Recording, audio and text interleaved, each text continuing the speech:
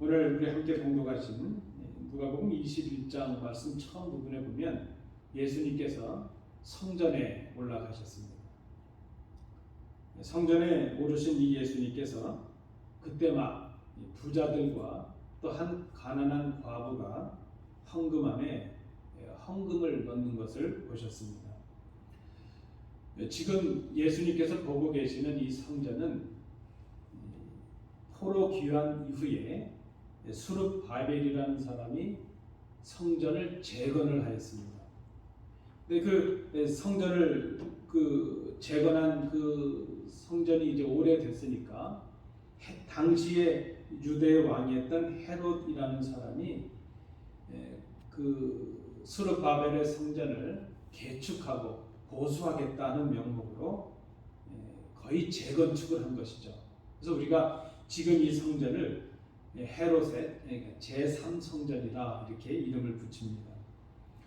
이 헤롯은 어떤 신앙으로 지금 이 성전을 건축하고 있는 것이 아니라 유대인의 환심을 사고 또 자신의 치적을 하나 만들고 자신을 자랑하고 과시하기 위해서 아주 화려한 성전을 건축을 하였습니다. 이 헤롯이라는 사람이 건축에 관심이 많았던 사람입니다. 바로 이 성전은 그렇게 오늘 그 1절 4절에도 나타나는 것처럼 부자들이 내는 그런 헌금과 헌물을 통해서 아주 화려하게 그렇게 장식이 되어가는 것을 봅니다. 우리가 기록에 보면 이 성전은 헤롯 당대에 완성이 되지 않죠. 아마 한 80년 정도가 걸렸을 거고 주후 한 60년, 63년 정도 이후에 헤롯이 죽고 난 이후에 이 성전이 완공되는 그런 것을 우리가 볼 수 있습니다. 오늘 이 본문 말씀에도 보면 그 성전을 함께 바라보고 있던 그 제자들, 예수님의 제자들도 성전의 웅장함, 또 그 값비싼 장식들, 거기에 그 화려함의 마음을 빼앗겨서 주님께 이 성전의 아름다움에 대해서 이제 말하는 그런 모습을 우리가 볼 수 있습니다. 오늘 본문 누가복음 21장과 마가복음 13장의 병행 본문이죠. 같은 내용을 다루고 있는데 우리가 그 마가복음 13장을 함께 보면서 오늘 본문을 이해하면 주님과 제자들이 나눴던 대화가 훨씬 더 이해가 용이합니다. 주님께서 감난산으로 올리브산으로 가시려고 성전을 막 떠나시려고 할 때에 제자 중 하나가 예수님께 질문을 합니다. 그 성전을 바라보면서 질문하는 것이죠. 선생님, 이 돌들이 어떠하며 이 건물들이 어떠하리이까? 그때 주님께서 말씀하십니다. 내가 이 큰 건물들을 보고 있느냐? 돌 하나도 돌 위에 남지 않고 다 무너뜨려질 것이다. 그렇게 주님께서 말씀하십니다. 지금 이 성전이 있는 예루살렘 이 성전에서 주님께서 가시는 감난산, 올리브산이라고 이렇게 말하는데요. 실제로 그 산은 눈에 보이죠. 성전에서 보면 이렇게 눈에 보이죠. 거리가 한 1km 채 안 될 것입니다. 그래서 안식일에도 충분히 이동할 수 있는 거리죠. 유대인의 율법에는 안식일에 얼마 이상을 걸어가면 일이 되기 때문에 안 되거든요. 근데 안식일에도 걸어갈 수 있을 거리니까 아주 가까운 거리입니다. 그러니까 실제로 그 화면이나 사진을 통해서 보면 바로 눈앞에 보이죠. 이렇게 성전에서 보면 저쪽 언덕에 그 올리브산, 감람산이 보이고 있는 것을 봅니다. 예수님께서 예루살렘 성전에서 감람산으로 함께 걸어가셨습니다. 아마 제자들은 예수님과 함께 그 감람산으로 걸어가면서 가는 내내 주님의 말씀을 생각했던 것 같아요. 그리고 이상하다 그렇게 생각을 했던 것 같습니다. 이제 막 감람산에 도착하신 예수님께서 그 감람산 정상에 앉으셔서 성전을 내려다보고 계십니다. 감람산이 성전보다 한 80m, 90m 정도 높으니까 이렇게 성전을 내려다보면서 주님께서 앉아 계실 때에 베드로와 야고보와 또 요한과 안드레 이 네 제자가 조용히 예수님께 질문을 합니다. 방금 성전에서 들었던 그 말씀에 대해서 의문을 가지고 질문하는 것이죠. 언제 이런 일, 즉 성전이 무너지는 일이 있겠습니까? 그리고 이런 일이 이루어지려 할 때에 무슨 징조가 있겠습니까? 그렇게 질문을 합니다. 제자들은 지금 예수님의 말씀을 크게 오해를 하였습니다. 그들은 지금 성전이 무너지는 때, 성전이 파괴되는 때를 종말일 것이라 그렇게 생각을 한 것이죠. 그래서 성전이 무너지는 그 종말의 사건 전에 어떤 징조들이 있을 것인가 하는 것을 질문을 하고 있습니다. 그러나 지금 주님의 말씀은 성전이 먼저 무너질 것이고 그 후에 이제 주님께서 다시 오셔서 이 땅을 심판하시고 하나님의 나라를 세우시는 종말이 있을 것이라는 것을 말씀하죠. 성전이 무너지는 것이 주님께서 말씀하시는 종말이 아니라는 것입니다. 그 말씀을 하시고 이제 그 종말이 오게 될 때에 앞으로 그 마지막 때에 있을 징조들에 관해서 말씀하신 내용이 오늘 본문의 내용입니다. 성도 여러분, 오늘 우리가 이 말씀을 상고하면서 우리에게 종말에 관한 신학적인 해석이나 논쟁은 큰 의미가 없습니다. 그건 지금 제가 여기서 다루려고 하지 않습니다. 이 종말에 관해서, 종말의 시기에 관해서 해석도 분분하고 신학적인 논쟁들이 많이 있습니다. 근데 그것은 우리에게 큰 의미가 없습니다. 또 엄밀히 말하면 사실 주님께서 언제 오시느냐, 그것도 그렇게 중요한 문제가 아닙니다. 우리가 알 수도 없을 뿐더러 때가 되면 오실 것이기 때문입니다. 그러나 우리가 이 종말을 생각하면서 분명히 알아야 될 것이 있는데, 그것은 주님께서 반드시 다시 오신다는 것이죠. 종말은 반드시 있다는 것입니다. 주님께서 오셔서 이 땅을 심판하시는 그런 종말이 있을 것이고, 그 종말이 있기 전에 주님께서 말씀하신 이러한 징조들이 있을 것이라 하는 것, 그것을 우리가 기억을 해야 되겠다는 말씀입니다. 여러분, 우리가 마지막 때 종말, 이것을 생각해 보면 우리는 좀 막연한 생각을 가집니다. 제가 어릴 때 동네 할아버지들, 동네 어른들께서 학생들이 골목에서 이렇게 담배 피면 지나가시면서 그랬어요. 말세야, 말세 그러셨어요. 제가 지금 50 후반이 됐으니까 40년, 한 40년 전 얘기인데, 50년 전 얘기인데 그때 말세라 그러셨어요. 오늘 주님 이 말씀에도 보면 마지막 때에 관해서 말씀하고 있습니다. 여러분 어떠신가요? 이 종말이라는 것이 우리에게는 좀 막연하게 생각이 되고, 아니 어떤 때는 우리와는 좀 무관하다, 그렇게 우리와는 좀 멀리 있다, 이렇게 생각하는 것이 보통의 생각입니다. 그러나 주님께서 다시 오셔서 이 땅을 심판하시는 역사적인 종말이 있고요. 뿐만 아니라 동시에 우리 개인이 죽음을 맞이하게 되는, 또 이 땅을 떠나게 되는 개인적인 종말이 있을 수가 있습니다. 그래서 우리가 종말을 두 가지로 얘기하죠. 역사적인 종말과 개인의 종말. 그런 의미로 본다면 우리의 종말은 그리 멀리 있지 않다는 것입니다. 우리에게는 딱 두 가지 문제로 정리가 되죠. 우리가 살아서 주님을 맞이하든, 우리가 살아서 주님께서 이 땅에 다시 오시는 그 순간을 경험하든, 아니면 우리가 죽어서 무덤에 있으면서 다시 오실 주님을 기다리건, 둘 중에 한 모습일 것이라 하는 것입니다. 종말을 맞이해야 되는 우리에게 그렇게 시간이 많이 남아있지 않습니다. 저는 아직도 가끔 집에서나 교회에서나 이렇게 있어 보면 엊그제 같아요. 제가 어릴 때 뛰어놀던 그게 엊그제 같아요. 겨울에 가서 올챙이 잡고 미꾸라지 잡고 그냥 산으로 다니면서 머루 따고 다래 따고, 그게 엊그제 같아요.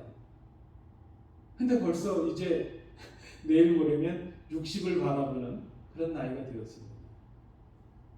그렇게 시간이 많지 않다는 것입니다.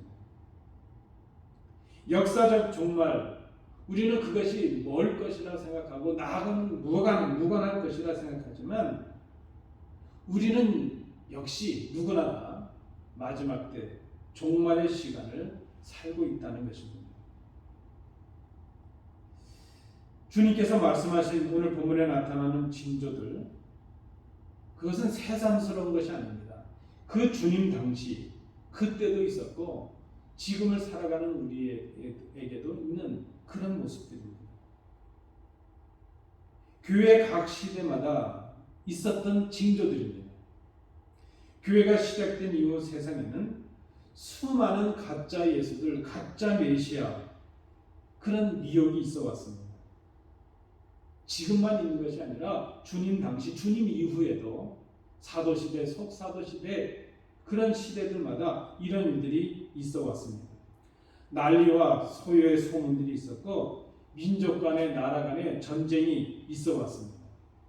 큰 지진과 기근과 전염병이 있었고 무서운 일들이 있었고 자연재해들이 있었고 하늘로부터 큰 징조들, 환난들이 있어 왔습니다. 그때나 지금이나 믿는 자들이 박해를 받고 목숨을 빼앗기기도 하는 그런 일들이 있습니다. 마태복음 24장 21절에 주님 말씀에 의하면 장차 환난이 임하게 될 것인데, 종말이 있기 전에 환난이 있을 것인데 그 환난은 창세로부터 지금까지 없었던, 경험하지 못했던 환난일 것이라 그렇게 말씀을 합니다.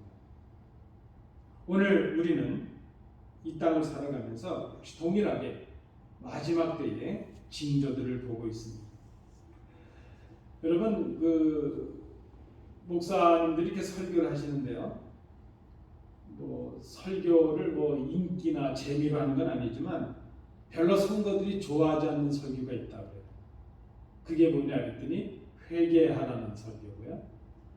마지막 때 종말에 관한 설교고요. 그 다음에 헌금에 관한 설교, 이 세 가지는 아직 성도들이 별로 안 좋아한다, 그렇게 말합니다. 근데 저는 오늘 말씀에 기록된 대로 종말에 관한 말씀을 좀 나누려고 합니다. 여러분 어떠신가요? 지금 우리가 살아가고 있는 이때, 지금 주님께서 말씀하셨던 그 마지막 때에 있어지는 징조들, 그런 일들이 우리 주위에 얼마나 많은지 모릅니다. 무질서와 난리와 소유의 소문들이 있고 곳곳에서 테러가 있고 전쟁의 소식들이 있고 지진과 가뭄과 태풍의 소식들, 우리 동네는 허리케인이죠. 원인도 모를 전염병이 엄습을 합니다. 신앙적으로도 가짜 예수들이 얼마나 많은지 모릅니다. 믿는 자들이 박해를 받아 순교를 당하는 소식들이 있습니다. 최근에 제가 알고 있는 어떤 선교사님도 그 지역이 지금 소요가 나고 어려움이 있어서 지금 생사가 확인이 안 되고 있어요. 행방이 불명이 됐어요. 그런 우리가 살아가고 있는 이 땅의 한 구석에서 지금 그런 일들이 있고 있다는 것입니다. 얼마나 많은 주님께서 말씀하셨던 이 마지막 때 징조들이 우리 주위에 있는지 모릅니다. 아니 어쩌면 우리는 이 종말의 징조들로 미혹을 이미 받고 있고 환난을 이미 당하고 있고 고난을 당하고 있을지도 모릅니다. 그런데 여러분, 이 마지막 징조들, 우리가 당하게 되는 미혹이나 환난이나 이 고난이 참 신앙과 거짓 신앙을 구별하는 하나의 계기가 될 수 있다는 것입니다. 환난이 임하게 될 때에, 그 환난을 당하게 될 때에 믿음을 지키지 못하고 하나님을 떠나는 사람들이 있을 것입니다. 예수님 이후 시대도 그랬죠. 사도시대, 중세시대, 그때도 보면 그 환난과 고난 앞에서 얼마나 많은 사람들이 배교자가 되었는지 모릅니다. 신앙을 버리고 포기하고 하나님을 떠난 사람들이 있었습니다. 낙심하고 의심하는 사람들이 있었습니다. 그때와 지금이 다를 바가 없습니다. 고난이 있고 환난이 있고 어려움이 임하게 될 때에 오히려 그 고난 속에서 하나님을 의지하고 신앙을 지키는 사람이 있는 반면에 미혹되고 환난에 넘어져서 고난을 인내하지 못하고 믿음을 지키지 못하고 하나님을 떠나는 사람들이 있다는 것입니다. 여러분, 지금 우리가 살아가는 시대가 참 좋은 시대입니다. 과학 만능의 시대요, 물질 만능의 시대입니다. 지금처럼 잘 먹고 윤택한 시절이 없었습니다. 어르신들도 계시지만 제가 생각해도 저 어릴 때와 지금 보면 먹고 입는 것, 사는 것이 달라요. 지금 웬만해서는 집에 얼음이 안 얼잖아요. 저희 어릴 때 살았던 때는 빨래를 걸어놓으면 빨래가 빠끔 얼어요. 부러질 것처럼 얼어요. 벽 한쪽에 그냥 하얗게 막 얼음이 끼고 그런, 우리가 그런 시절을 다 지나가지 않습니까? 참 우리가 좀 잘 살아요. 그런데 여러분, 믿음은 지키기가 더 힘든 시대가 되었다는 것입니다.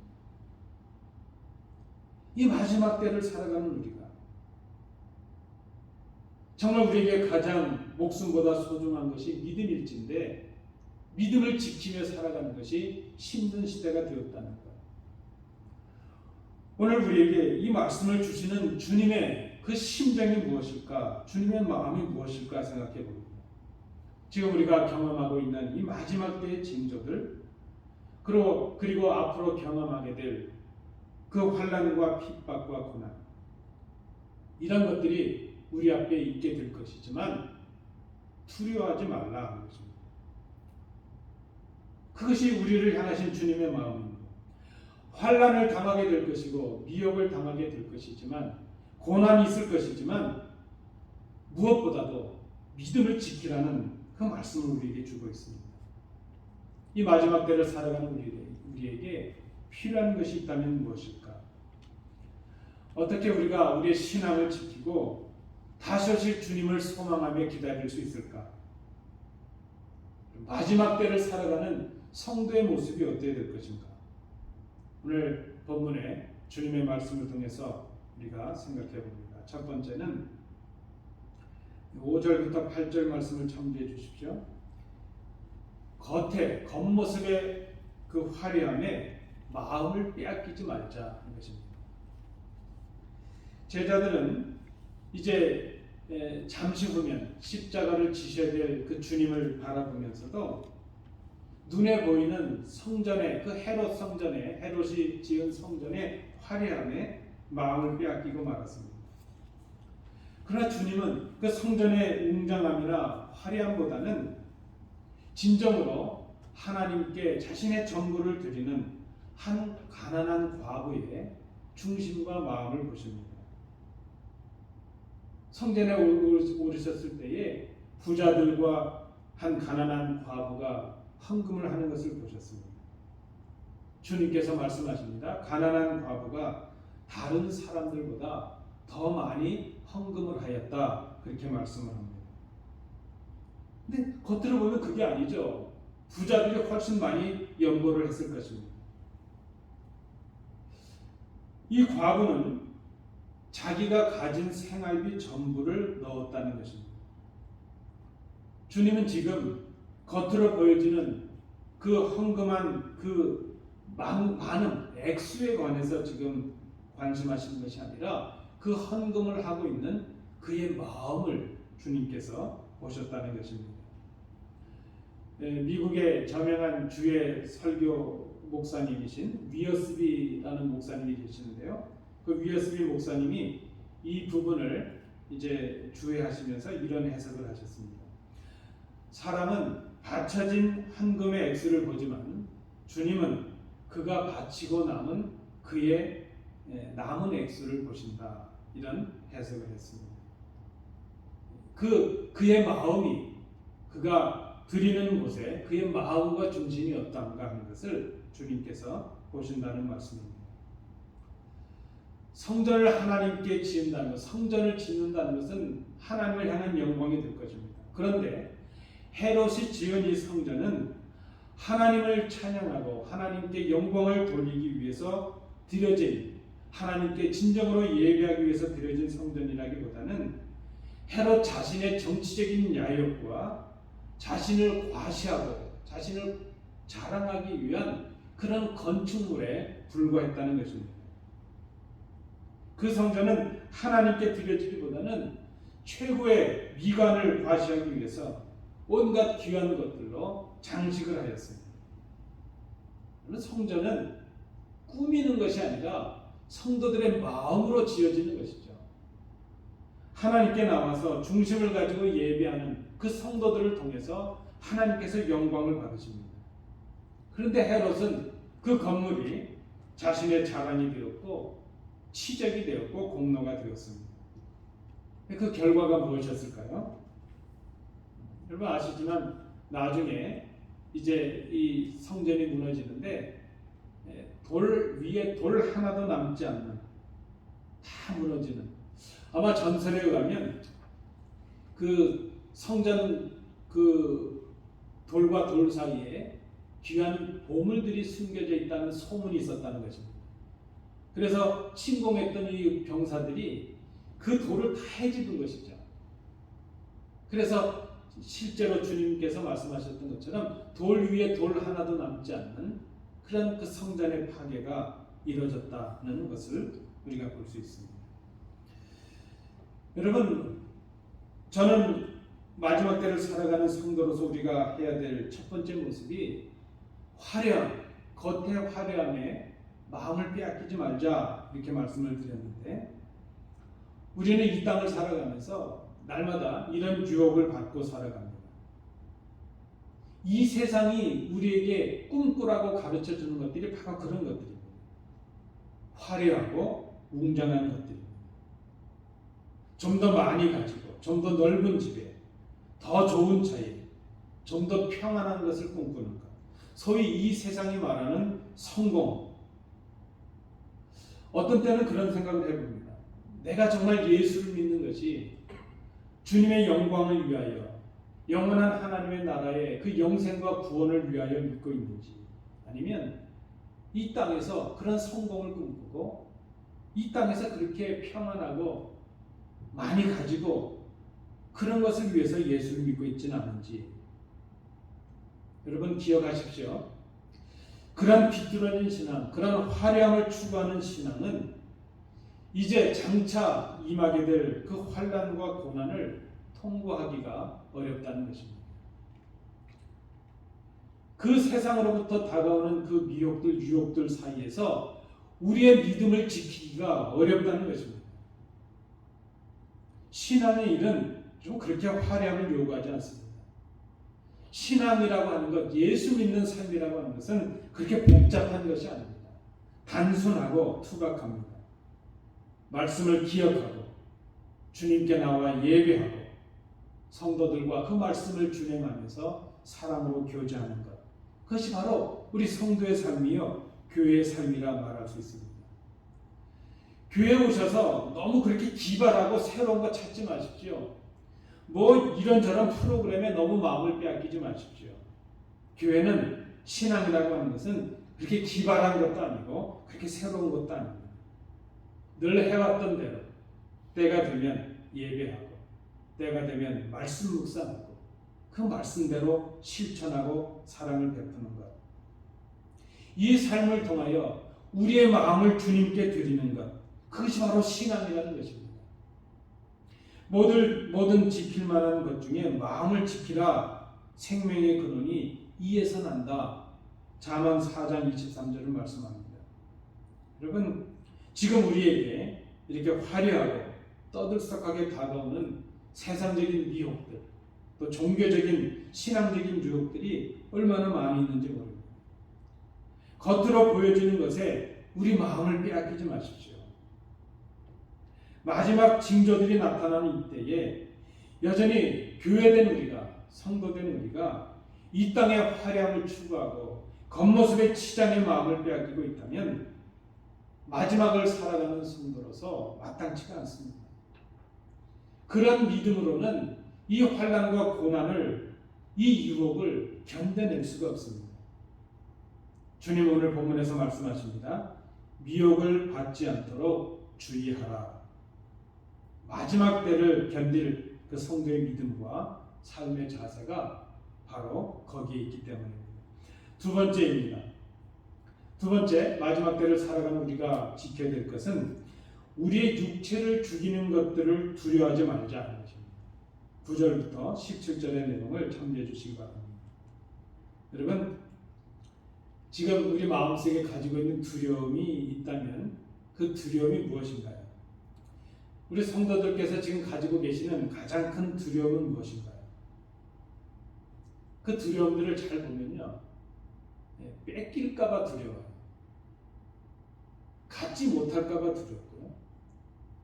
잃을까봐 두렵고요. 근데 그 모든 두려움들의 마지막 두려움에 가보면 그것은 죽을까봐 두려운 거예요. 그래서 그런 말이 있지 않습니까? 싸움을 할 때 죽기 살기로 달려들면 피해야 된다는 거예요. 그런 사람은 당해낼 수가 없다죠. 우리가 가지고 있는 그 두려움, 지금 성경의 이 징조들로 나타난 난리에 대한 두려움, 전쟁에 대한 두려움, 지진과 기근과 질병, 환난, 지금처럼 전염병에 대한 두려움, 또 앞으로 우리가 당할 박해에 대한 두려움, 이 모든 두려움의 가장 그 마지막 두려움은 무엇일까요? 죽을까봐 두렵다는 것입니다. 우리의 모든 두려움을 단순해 보면 마지막 이유는 내 몸이 죽을까봐 두려운 것입니다. 오늘 주님 말씀하십니다. 마태복음 10장 28절에도 이런 말씀을 하시죠. 몸은 죽여도 영혼은 능히 죽이지 못하는 자들을 두려워하지 말고 오직 몸과 영혼을 능히 지옥에 멸하실 수 있는 이를 두려워하라. 여러분, 우리가 성도로서 정말 두려워해야 될 것이 있다면 우리가 미혹에서 떨어지고 환난을 견디지 못하고 고난을 감당하지 못해서 하나님의 품을 떠나서 구원을 받지 못할 것에 대한 두려움, 바로 그것입니다. 육체의 죽음이 아니라 우리의 영혼의 생명이 죽는 그 두려움, 그것을 두려워해야 된다는 것입니다. 환난과 고난과 미혹에 빠져서 내가 믿음을 지키지 못하게 될 것, 그것을 두려워해야 된다는 것입니다. 하나님의 나라, 천국이 아니라 지옥에 갈 수 있는 그 두려움, 그것을 우리가 두려워해야 된다는 것입니다. 우리가 죽음을 두려워하고 사람을 두려워하고 우리의 환경과 조건을 두려워하고 실패를 두려워하는 이유가 있는데 그것은 주님을 두려워하지 않기 때문입니다. 주님보다 세상을 더 두려워하고 주님보다 사람을 더 두려워하기 때문입니다. 우리가 살아계신 하나님, 우리의 주님을 두려워하면 주님께서 우리를 구원하셨고 능히 살리셨고 일으키셨고 하늘의 보좌에 앉게 하셨다는 것을 믿게 될 것입니다. 그 믿음이 있으면 고난을 당해도 환난을 당해도 내가 그리스도 안에서 죽으면 그것이 복이라는 것을 믿을 수가 있습니다. 아니, 내가 환난과 고난 중에 믿음을 지키다 죽는다 할지라도 이 땅에서 우리의 육체 몸이 죽음을 당한다 할지라도 그리스도 안에서 죽으면 그것이 복이라는 것을 믿게 될 수 있습니다. 그리스도께서 우리에게 승리를 주신다는 것을 믿으면 이 땅에서의 두려움이 사라질 수가 있습니다. 여러분, 난리가 나고 마지막 징조들이 있어서 지진이 나고 전염병이 있고 이런저런 난리가 나고 소동이 날 때 두려워하지 마십시오. 그 믿음으로 우리가 넉넉히 이길 수가 있습니다. 그 믿음으로 소망 중에 다시 오실 주님, 그 고난과 환난 중에 우리를 인도해 주실 주님을 믿음으로 이 고난을 이기시는 복된 성도들 되시기 바랍니다. 우리의 육체를 죽이는 것들을 두려워하지 말아야 된다는 것입니다. 마지막 세 번째입니다. 마지막 때를 살아가는 종말을 준비하는 우리 성도들이 갖춰야 될 모습 18절, 19절입니다. 주님의 약속의 말씀을 기억해야 된다는 것입니다. 여러분, 우리가 어떻게 세상의 화려함에 마음을 빼앗기지 않을 수 있습니까? 어떻게 우리가 세상을 두려워하지 아니하고 환난과 기근이나 고난과 이 모든 유혹을 두려워하지 않을 수 있습니까? 우리의 힘과 능력으로는 불가능합니다. 주님께서 우리에게 주신 말씀을 기억할 때 우리와 함께 하시고 우리를 지키신다는 그 말씀을 기억할 때 우리가 그 모든 어려움들을 극복할 수 있다는 것입니다. 우리는 어렵고 힘들 때 세상에서 위로를 찾아보려고 합니다. 그러나 그 무엇도 우리의 위로가 되지 못하고 힘이 되지 못하는 것, 우리가 경험하고 있습니다. 그런 시대로 우리가 살아가고 있습니다. 우리가 그렇게 과학이 발달한 것 같은데 우리의 힘으로 이 전염병 하나를 온전히 막지 못합니다. 지금 1년, 2년이 다 되도록 이 고통을 당하고 있습니다. 여러분, 이것보다 더한 그 큰 미혹과 환난과 고난이 앞으로 우리에게 다가오게 될 것입니다. 무엇으로 그 환난을 이겨낼 수 있겠습니까? 우리가 무엇으로 그것을 인내하고 견뎌낼 수 있겠습니까? 그 힘과 능력이 우리에게서는 있을 수 없다는 것을 우리가 인정해야 될 것입니다. 그 힘은, 그 능력은 오직 주님께서 주실 때 가능합니다. 주님의 약속하신 말씀이 우리의 힘이요 능력이 될 것입니다. 여러분도 경험하셨을 텐데 제가 며칠 전에도요 우리 동네를 이제 운전하다가 이렇게 몰 앞을 지나가게 되었는데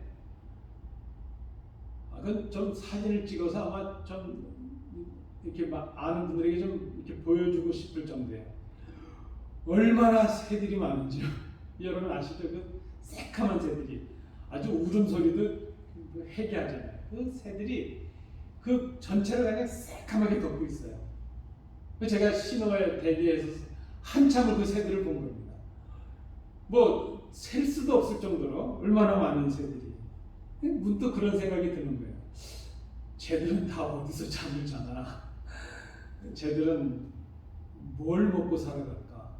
우리가 집에서 뭐 반려동물 하나를 키워도 그 먹고 사는 거 그거 먹이는 거 힘들지 않습니까? 근데 그 많은 새들이 도대체 쟤들은 뭘 먹고 저렇게 살아갈까? 주님의 말씀이 생각이 납니다. 누가복음 12장 24절에 까마귀를 생각하라. 심지도 아니하고 거두지도 아니하며 골방도 없고 창고도 없으되 하나님이 기르시나니 너희는 새보다 얼마나 더 귀하냐. 이어지는 27절 28절에도 백합화를 생각하여 보라. 실도 만들지 않고 짜지도 아니하느니라. 그러나 내가 너에게 말하노니 솔로몬의 모든 영광으로도 입은 것이 이 꽃 하나만큼 훌륭하지 못하였느니라. 오늘 있다가 내일 아궁이에 던져지는 들풀도 하나님이 이렇게 입히시거든 하물며 너일까 보냐 믿음이 작은 자들아. 이 말씀이 우리에게 위로가 됩니다. 어떤 종말의 징조가 있고 어떤 환난이 있고 어떤 고난이 임한다 할지라도 공중의 새 한 마리도 떨어지지 않게 하시는 그 하나님께서 우리를 위하여 하나밖에 없으신 아들 독생하신 예수를 이 땅에 보내시고 우리를 위하여 십자가에 죽게 하셨습니다. 그 독생자를 죽이시고 사신받은 우리입니다. 그 하나님께서 우리의 아버지가 되셨습니다. 그 아버지께서 자녀 삼으신 우리가 저 새들보다 저 들풀들보다 귀하지 아니하겠느냐 주님 말씀하십니다. 약속의 말씀을 의지하고 그 말씀을 믿는 것, 그것이 우리에게 힘이요 능력이 됩니다. 오늘 본문에서도 주님 말씀하십니다. 능히 대적들이 대적할 수 없는 지혜를 주시겠다 약속하십니다. 아니 오히려 머리털 하나도 상하지 않게 하실 것이다 우리에게 약속해 주십니다. 저는 이 말씀을 주님의 말씀대로 믿습니다. 어떤 환난이 있고 어떤 고난이 있다 할지라도 영혼의 구원을 약속해 주시는 이 말씀, 환난과 고난 중에서 주님의 이 약속의 말씀을 의지하고 그 믿음을 지키는 사람, 어떤 미혹이 있고 환난이 있어도 배반하지 않고 주님을 향하여 신의를 지키는 그 사람, 그는 주님께서 인도하시고 보호하십니다. 주님께서 그 주님의 보호하심과 인도하심을 받게 됩니다. 여러분 마지막 때가 되어서 이런 고난이 있고 환난이 있다는 것 때문에 그저 방황하지 마십시오. 그것 때문에 걱정하지 마십시오. 두려워하지 마십시오. 환난을 이기고 믿음을 지키는 방법은 단순합니다. 주님을 의지하고 주의 말씀을 기억하고 그 말씀을 간직하고 그 말씀대로 살아가는 것입니다. 그것이 믿음으로 무장하는 것입니다. 믿음으로 그렇게 무장한 그리스도인은 이 고난과 역경 가운데 인내할 수 있습니다. 다시 오실 주님을 소망으로 기다리는 사람들이 될 수 있습니다. 말씀을 맺습니다. 그 주님의 약속의 말씀을 간직함으로 세상의 화려함에 우리의 마음을 빼앗기지 말아야 될 것입니다. 우리의 육신을 죽이는 세상과 사람들을 두려워하지 마십시오. 오히려 우리의 영원한 생명을 빼앗아 가는 것들, 그것을 우리가 두려워할 수 있어야 됩니다. 사람보다 하나님을 두려워히 섬길 수 있는 그런 경건의 신앙이 우리에게 필요합니다.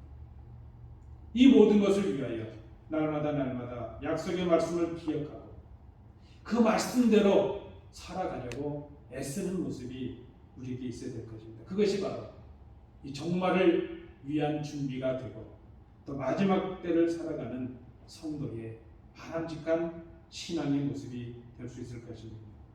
종말을 준비하는 신앙, 성숙한 성도들의 신앙이 바로 우리 성도님들의 신앙이 될 수 있기를 간절히 축복합니다. 기도하겠습니다.